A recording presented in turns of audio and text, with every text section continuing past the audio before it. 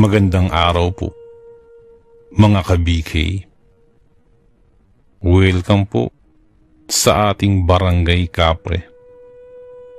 Ako po muli, si Boy Kapre.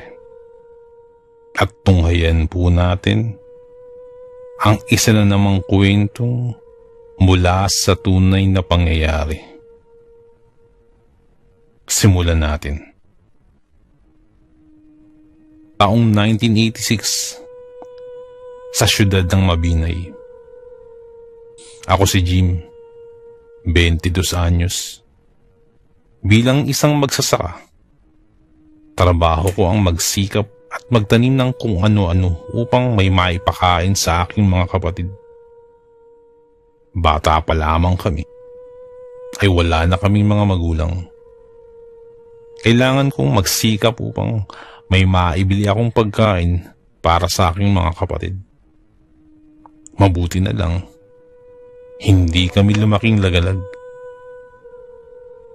May naiwang bahay at maliit na lupang kinatitirikan ng aming bahay ang aming mga magulang. Namatay sila sa sakit at pinagbawalan kami nung makalapit sa kanila. Mahirap palang karamdaman ang tuberculosis dahil kailangang maingat ka sa pag-aalaga sa nasabing may sakit. Nakakahawa ito. At bukod pa dun, ay nakamamatay. Mabuti na lang ay nagkataong nasa poder namin nun si Tia Loling. At siyang nag-alaga sa aking mga magulang. Ngunit kalaunan ay hindi na nakayanan ng aking itay ang kanilang karamdaman at tuluyan na silang sumuko. Naging malungkot ang aming Kapaskuhan. Lalo na't nagkataong sa araw na yun ay talagang lumisan na ang aking mga magulang. Masakit ngunit kailangan kong tanggapin. Wala naman din kaming ibang maaasahan kung hindi ang aming mga sarili lamang. Ang aking mga kapatid ay maliliit pa at hindi pa lubos na uunawaan kung paano mawalan. Kaya hanggat maaari ay tinuturuan ko sila kung paano maging matatag at matutong lumaban sa buhay. Si Tia Loling ay minsang pumapasyal sa amin. Kapag naggagapas ako sa malayong lugar, ay siya ang nagbabantay sa aking mga kapatid. Walang asawa si Tia. Isa siyang matandang dalaga. Sa lahat din ng aking nakilala, ay siya ang pinakatahimik. At mapapanisan ka ng laway kapag siya ang palagi mong kasama. Sa totoo lamang, ay hindi naman talaga kami malapit kay Tia. Kapag may pagkakataon, ay iniiwasan ko pa siya. Kakaiba kasi siyang kumilos. At halos nagiging weirdo pa minsan-minsan. Hindi niya rin naman pinapabayaan ang aking mga kapatid na ipinagpapasalamat ko ng matindi. Kapag nasa gapasan ako, maagang naghahanda ng agahan si Tia. Ipinagbabalot niya ako ng aking baon.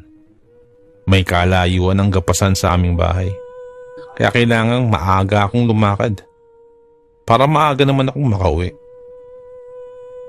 At habang naglalakad, ay nakasabayan ko si Carto, ang kasamahan ko sa gapasan. Meron itong ikinuwento sa akin. Nagkagulo raw ang pamilya niya sa kabilang barangay nung isang gabi dahil may nahuli kasing aswang ang kanyang ama at nasugatan ito sa tagiliran, sabi ng kanyang tatay. Ang buntis niyang ate ang sadya ng aswang. Dahil sa galit, ay sinaksak niya ito. Ngunit mabilis na nakatakas ang aswang. Nahirapan na silang habulin ito dahil mukhang nag-aanyong aso ang nasabing nilalang. May palatandaan sila sa aswang. At iyon ay yung sugat niya ito sa tagiliran. Tingin nila ay sa barangay na ito papunta at kailangang bantayan. Kinabahan naman ako sa kanyang sinabi. Kahit wala akong nakikitang aswang, ay alam kong totoo ang mga nilalang na yun. Patunay ay ang mga kalmot sa aming dingding nung inilibing sina tatay.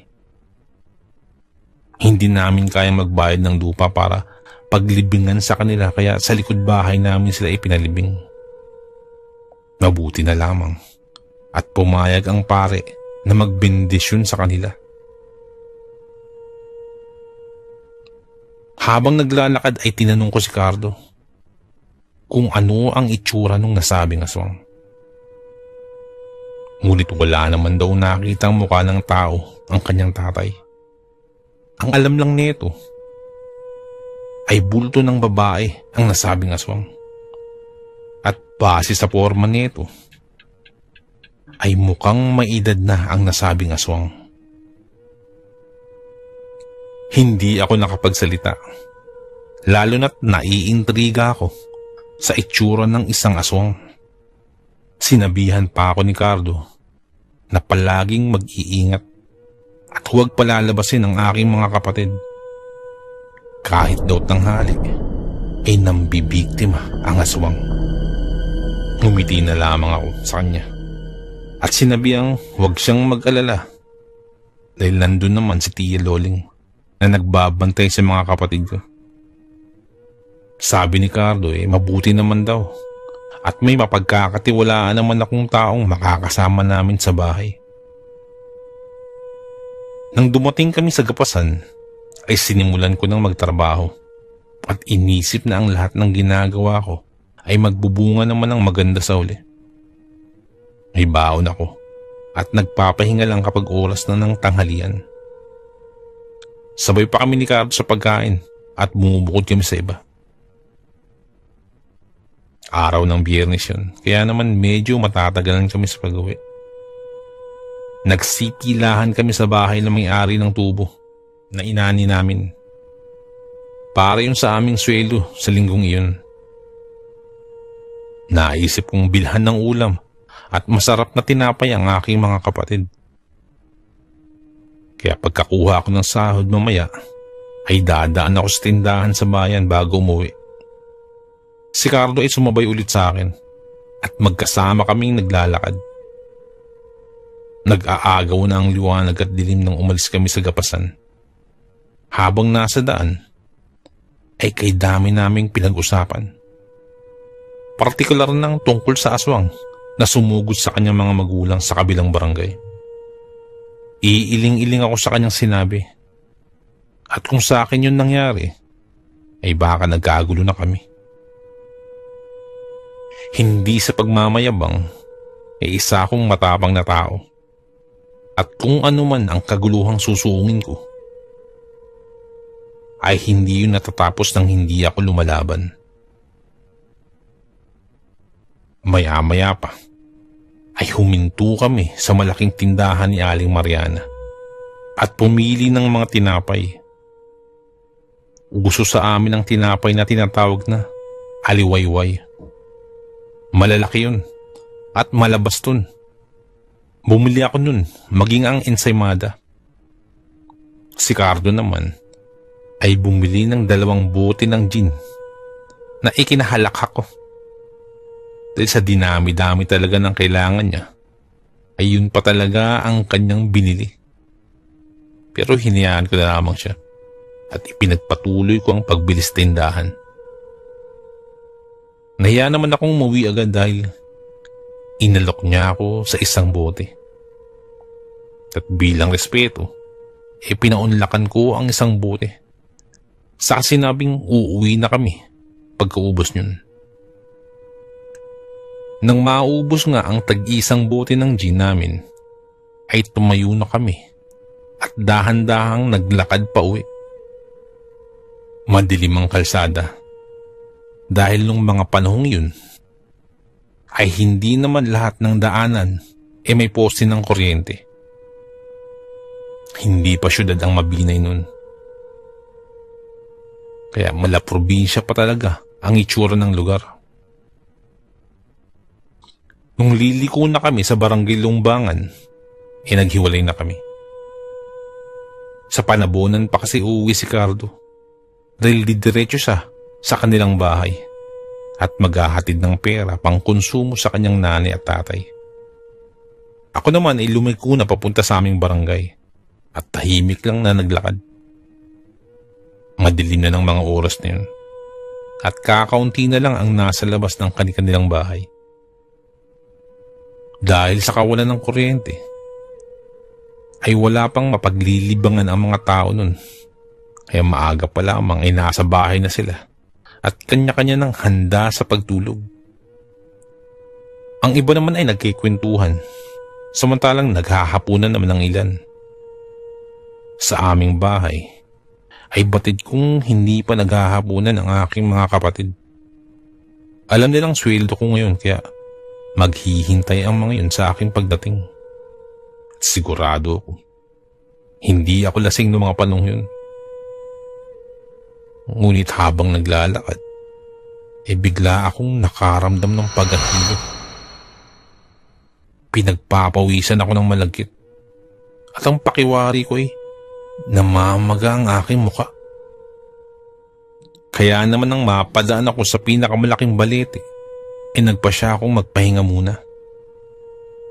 Pakiramdam ko ay mainit at tila parang tumakbo ko sa malayo. Kaya hindi naman siguro masama kung magpahinga muna ako saglit para man mawala ang aking pagkahilo. Humiga ako ng maayos habang pinakikiramdaman ng paligid. Nakahiga ako pero hindi ako natutulog. Kaya rinig ko ang lahat ng ingay sa paligid. Gayon na lamang ang pagkasinda ko nang sa pagdilat ko ay may babae nang nakadungaw sa akin at nanlilisik ang kanyang mga mata. Sa isip-isip ko paano nakalapit sa akin ang isang to nang wala man lamang kaingay-ingay. Napasinghap ako nang sa pagbukaan ng kanyang bibig ay lumawit ang kanyang napakahabang dila. Gumalaw ako at sinubukang itulak siya, ngunit gayon na lang ang sinda ko nang mapagtantong nakagapos na pala ang kanyang buhok sa buo kong katawan. Mabuti na lamang ay hindi napasama sa pagkakagapos ang aking dalawang kamay, kaya malaya ko itong naigagalaw. Kaagad kong kinuha ang karet na nasa aking tabi, yung ginagamit ko sa pangtabas ng tubo. At walang habas kong pinagpuputol ang lahat ng kanyang buhok. Kaya naman galit na galit sa akin ang nilalang.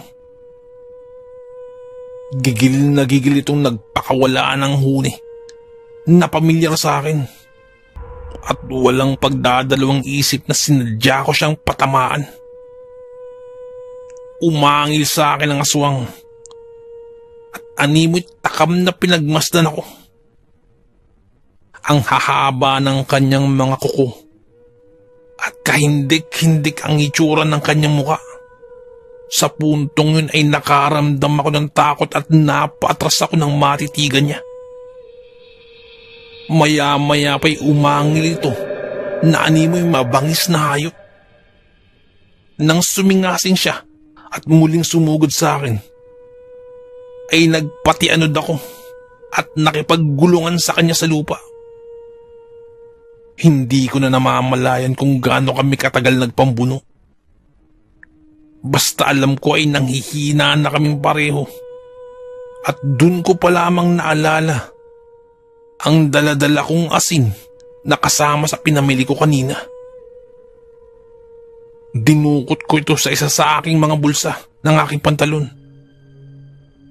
At pagkakuha ko ay walang ano na isinaboy ko ito sa nilalang.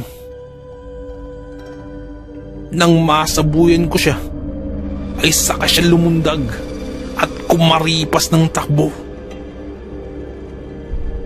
Napabuntong hininga ako ng napakalalim matapos yun. Ngunit dumadagundong ang kaba sa aking dibdib.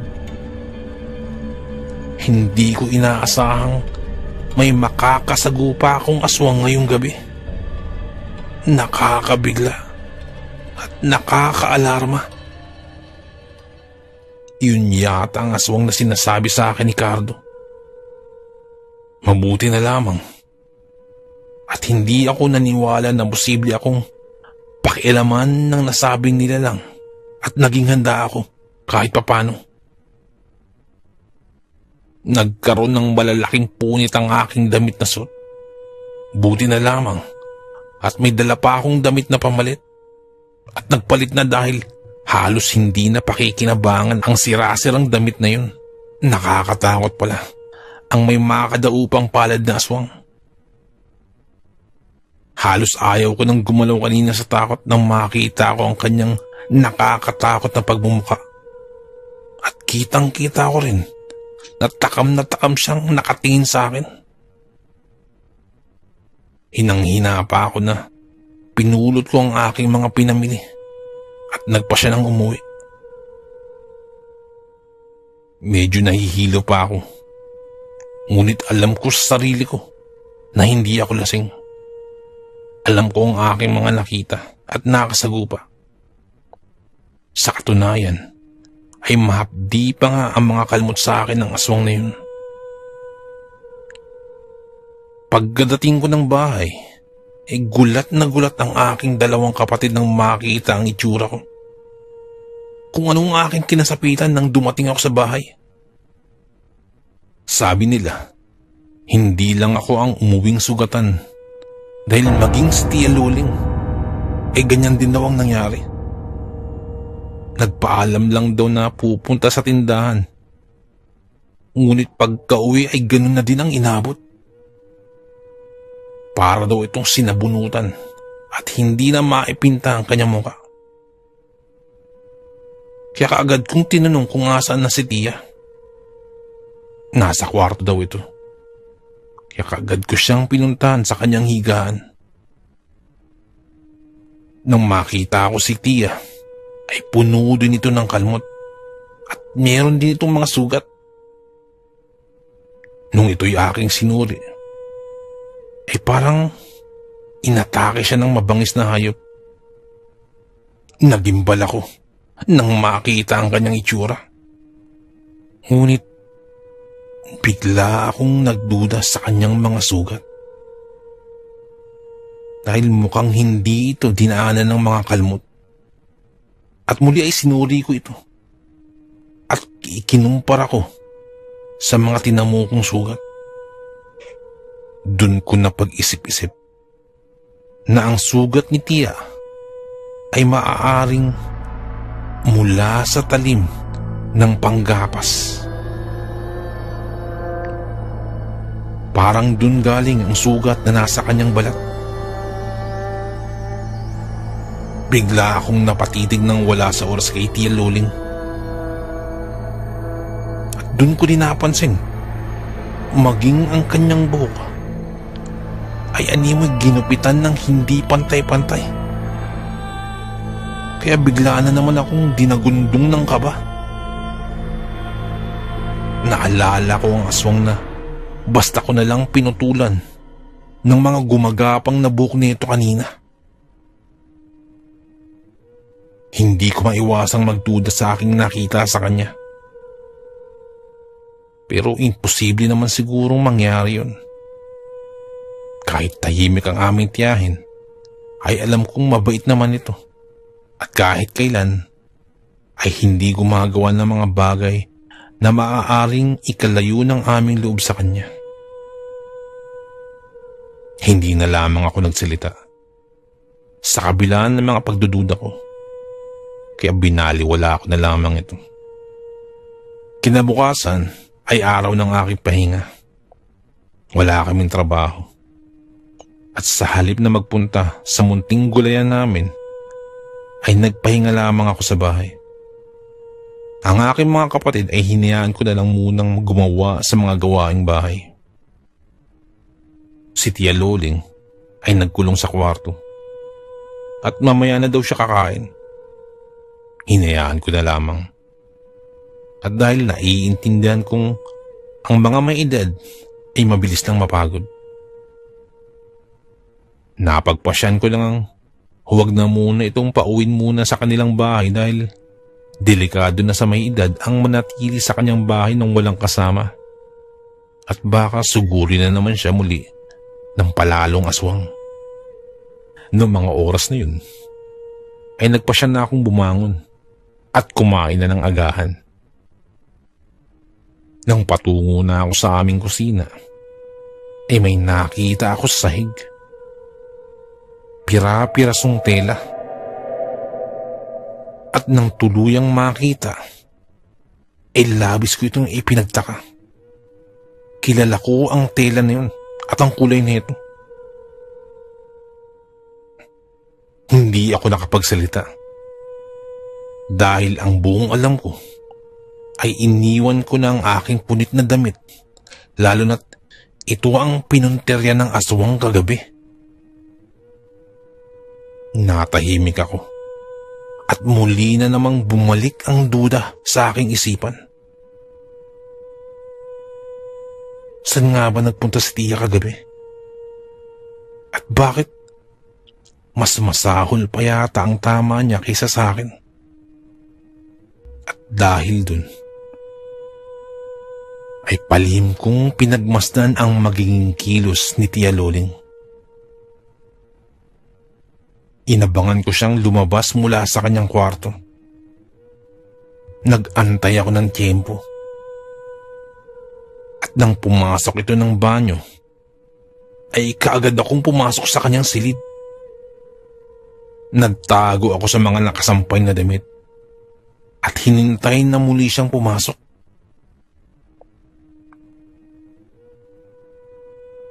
Maya-maya pa nakarinig ako ng mga yabag ng paa. Parang parating. Agad akong kinabahan nung dumating siya at iika-ikang naglalakad. May malaking salamin sa kanyang silid, kaya kampante siyang inililis ang kanyang damit sa pag-aakalang walang ibang tao sa loob ng silid. At habang nakakubli sa mga damit, ay naghubad si Tia. At dun tumambad sa aking paningin ang mga sugat niya sa katawan. Nagulat ako sa dami ng sugat niya sa katawan. May sugat siya sa tagiliran, sa dibdib at sa hita. At lahat ng yun ay sigurado ko'y dinaanan ng mga itak at ng talim ng pamputol ko sa tubo. Gulat na gulat ako sa aking nakita. Ang daming katanungan sa aking isipan, hanggang sa hindi ko na napigilan ang aking sarili. Bigla akong lumitaw sa kanyang likuran na labis niyang ikinagulat. Kaagad-agad ay tinanong ko si Tia kung saan nanggaling ang kanyang mga sugat. Ngunit bigla itong lumundag sa bintana at nagtatatakbo sa likuran ng aming bahay kung saan may malawak na kagubatan. Wala akong natanggap na sagot sa kanya dahil basta na lang siya lumayas ng walang abiso. Naisip kong baka nga totoo ang haka-haka at baka nga siya ang aswang. Patunay nyo na yung mga sugat niya at ang walang babalang pag-alis niya. Simula nun, ay hindi na namin nakita pa si Tia Loling at kahit kailan ay hindi na rin nagbalik pa.